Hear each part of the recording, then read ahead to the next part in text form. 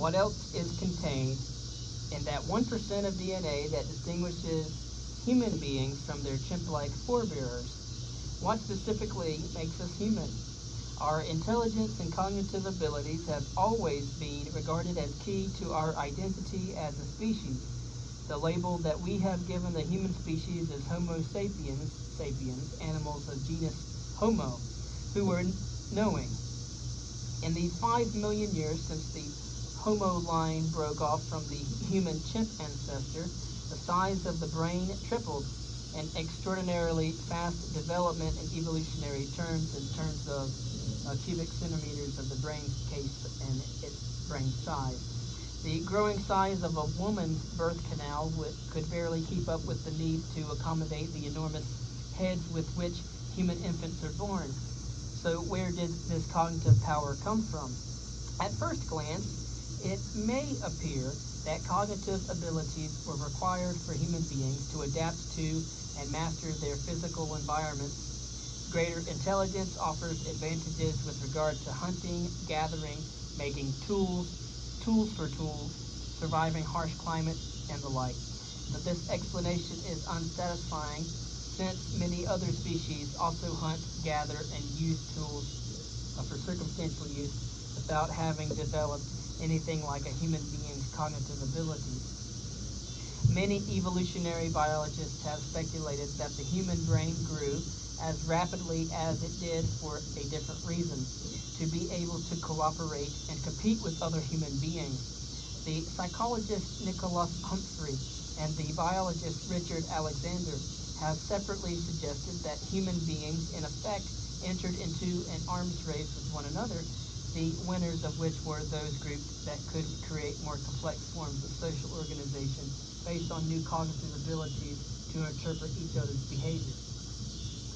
Game theory, as indicated earlier, suggests that individuals who interact with one another repeatedly tend to gravitate toward cooperation with those who have shown themselves to be honest and reliable, and shun away from those who have behaved opportunistically.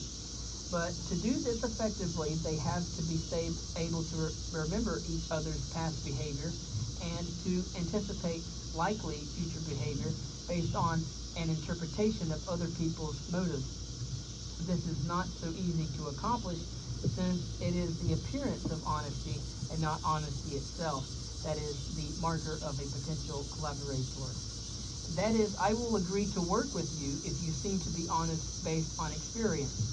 But if you have deliberately built up a fund of trust in the past, you can put yourself in a position to take even greater advantage of me in the future. So while self-interest propels individuals to cooperate in social groups, it also creates incentives for cheating, deceiving, and other forms of behavior that undermine social solidarity. Chimpanzees, our cousins, can achieve a band level of social organization of a few dozen individuals because they possess some of the cognitive skills that is required to solve basic repeated prisoner's dilemma games. For example, one chimp in the Arnhem Zoo was shunned by other chimps because of her history of unreliable behavior, while another achieved leadership status due to her reputation for impartiality in mediating disputes. Chimps thus have sufficient memory and communication skills to interpret and predict each other and their behavior, out of which evolve leadership and cooperation. But chimps are unable to move to higher levels of social organization because they do not have language.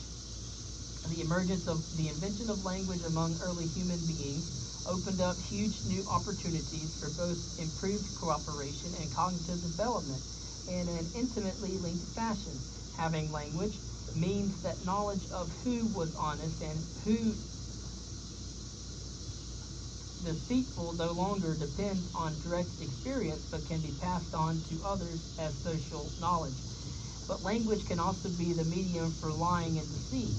Any social group that evolved a slightly better cognitive capacity to use and interpret language, and therefore to detect lying, achieved advantages over its competitors. The evolutionary psychologist Geoffrey Miller has argued that it was the specific cognitive demands of courtship that gave special impetus to the development of the neocortex, since the differing reproductive strategies of men and women create strong incentives for deceit and the detection of qualities signaling reproductive fitness. Male reproductive strategy maximizes success by seeking out as many sexual partners as possible, while the female reproductive strategy involves harboring the resources of the fittest male for her offspring. Since these strategies work at cross purposes, the argument goes, there is a strong evolutionary incentive to develop capacities for outwitting the partner, in which language plays a large role. Another evolutionary psychologist, Steven Pinker, which I have on my other YouTube channel, argues that language, sociability, and mastery of the environment all reinforced one another and created evolutionary pressures for further development. This then explains the need for increased brain size, since a very large portion of the neocortex, which is part of the brain possessed by behaviorally modern humans but not by chimps or archaic humans, is devoted to language. The development of language not only permits the short-term coordination of action, but also opens up the possibility of abstraction in theory. Critical cognitive faculties of the neocortex that are unique to human beings. Words can refer to concrete objects as well as to abstract classes of objects, for example, dogs and trees, and to abstractions that refer to invisible forces such as Zeus or gravity. Putting the two together make possible mental models, that is, general statements about causation. It gets warm because the sun shines. Society forces girls into stereotyped gender roles. All human beings engage in the construction of abstract mental models. Our ability to theorize in this fashion gives us huge survival advantages. Despite the warnings of philosophers like David Hume, which I have on my philosophy playlist on the other channel, and countless professors in first-year statistics courses that correlation does not imply causation, human beings are constantly observing correlations between events in the world around them and inferring causation from them. By not stepping on the snake or eating the root that killed your cousin last week, you avoid being subject to the same fate, and thus you can quickly communicate that rule to your offspring via language. The ability to create mental models and to attribute causality to invisible abstractions is in turn the basis for the emergence of religion. Religion, or the belief in an invisible supernatural order, exists in all human societies. There are, however, some cultures who have absolutely no concept, as we know now, of religion or any kind of deity. The paleoanthropologists and archaeologists who have tried to reconstruct the lineage of early human beings unfortunately have relatively little to say about their spiritual life, since all they have to go on is the material record of fossils and campsites that they left behind. However, we know of no historical primitive societies without religion, and have archaeological clues that suggest that even Neanderthalensis and some other proto-human groups, maybe even Australopithecus, may have had religious beliefs. Some people today argue that religion is primarily a source of violence, conflict, and social discord. Historically, however, religion has played the opposite role. It is a source of social cohesion that permits human beings to cooperate far more widely and securely than they would if they were the simple, rational, and self-interested agents posited by the economists. And so those agents playing repeated prisoner's dilemma games with one another should be able to arrive at some degree of social cooperation, as we have seen. But as the economist Menker Olson has shown, collective action begins to break down as the size of the cooperating group increases. In larger groups, it becomes harder and harder to monitor the individual contributions of members.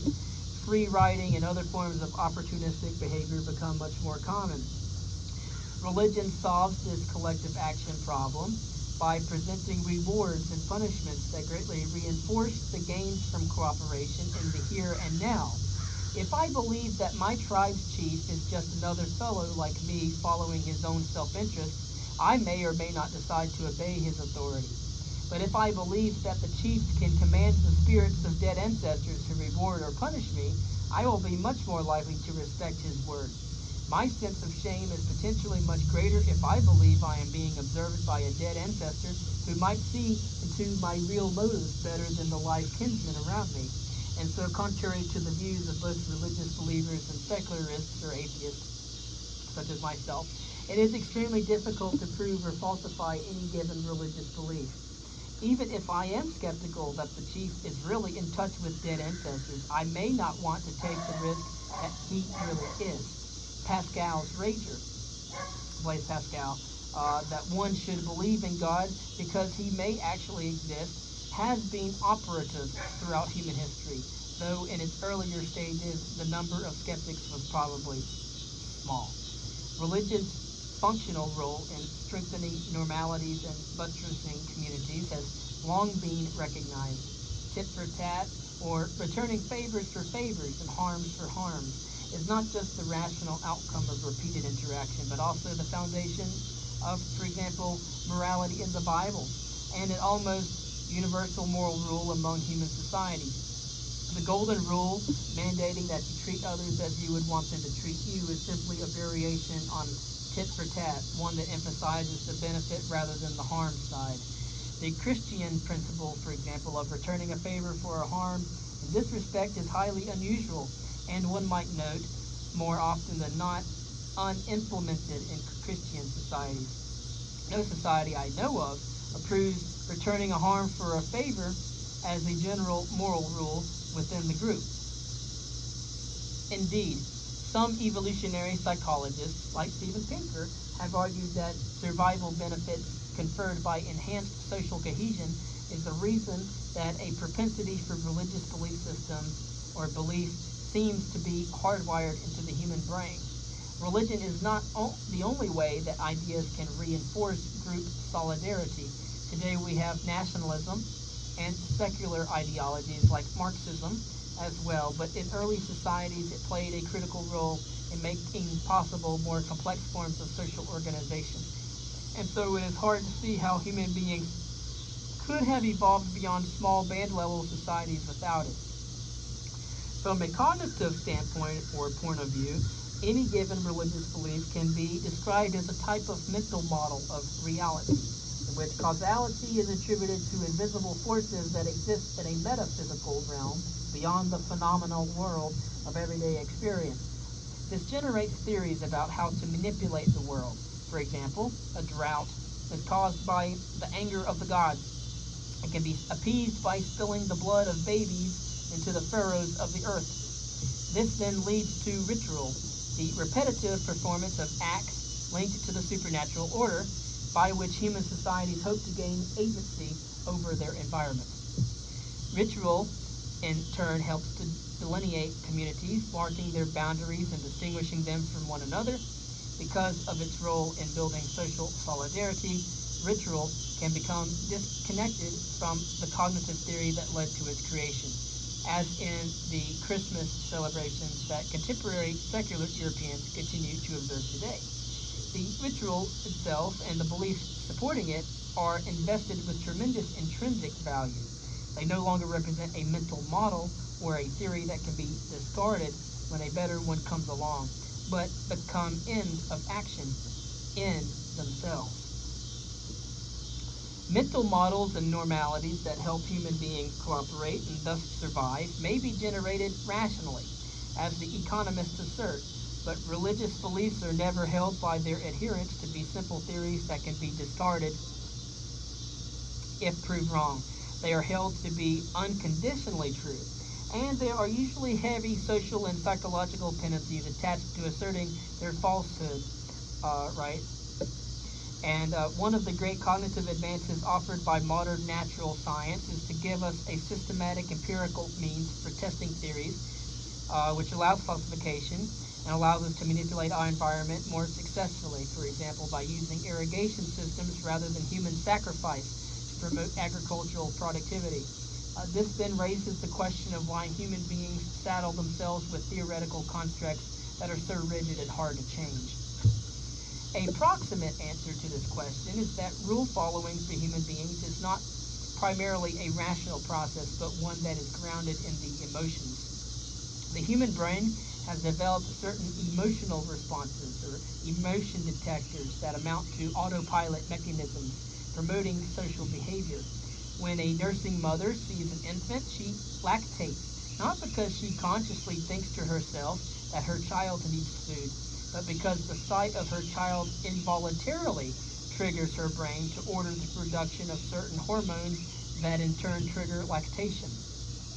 Gratitude for a kindness done by a stranger and anger at a gratuitous harm are neither calculated responses nor emotions that are necessarily learned, though they can be reinforced or suppressed through practice. Similarly, when someone shows us disrespect by belittling us in front of our peers or friends, or making comments about our mother's or sister's virtue, we don't launch into a mental calculation about the accuracy of the comment or how we need to defend our reputation for the sake of future transactions. We just get angry and try to slug the person who disrespected us. These actions, altruism towards genetic kin, defense of one's reputation, can be explained in terms of rational self-interest, but they are lived as emotional states. In average circumstances, the emotional reaction produces the rationally correct response, which is why the evolutionary process has programmed human beings to react in this fashion. But since the action is more often the product of the emotions than that of calculation, we often get things wrong, and we slug someone even though he is bigger and likely to retaliate. These emotional responses make human beings conformist, normal or norm-following animals, while the specific content of norms is culturally determined. For example, don't eat pork, or respect your ancestors, or don't light up a cigarette at a dinner party. The faculties for norms or norm following are genetically based, just as language and languages vary across cultures while being rooted in a universal human faculty for language. All human beings, for example, feel the emotion of embarrassment when they are seen violating a norm or rule followed by their peers. Embarrassment is clearly not a learned behavior, since children are often far more easily embarrassed than their parents by small failures to follow the rules. Human beings are able to put themselves in the position of other people and to observe their own behavior through the eyes of others. A child who is unable to see himself or herself in this fashion is today diagnosed as having the pathological condition of autism. Norm following is embedded in human nature via the specific emotions of anger, shame, guilt, and pride. We feel anger when a norm is violated, such as when a stranger goes out of his way to disparage us, or when a religious ritual shared by our group is mocked or neglected. We feel shame when we ourselves fail to live up to the norm, and we feel pride when we have the approbation of the community for achieving a collectively valued goal. Human beings can invest so much emotion in following a norm that it becomes irrational with respect to self-interest, as when a gang member takes revenge on a member of another gang for an insult, real or perceived, knowing full well that this will lead to an escalating cycle of continued violence.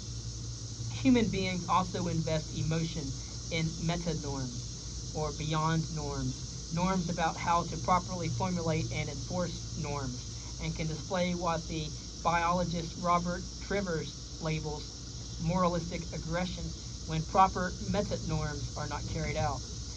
They want to see that justice is done, even when they have no direct self-interest in the outcome of a particular case.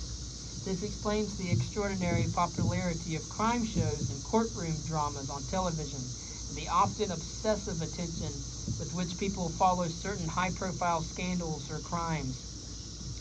The grounding of normative behavior in the emotions promotes social cooperation and has clearly conferred survival benefits as the human species evolved into its present form. Economists argue that blindly following rules can be economically rational, since calculating optimal outcomes in every situation is often costly and counterproductive. If we had to constantly negotiate new rules with our fellow human beings at every turn, we would be paralyzed and unable to achieve routine collective action. The fact that we become attached to certain rules and laws, not as means to short-term goals but as ends in themselves, greatly enhances the stability of social life in society. Religion simply reinforces that stability and widens the circle of potential cooperators.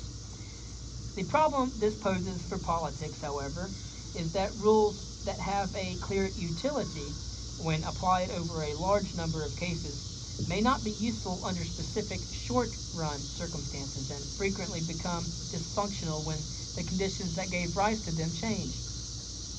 Institutional rules are resistant to change, which is one of the chief sources of political decay.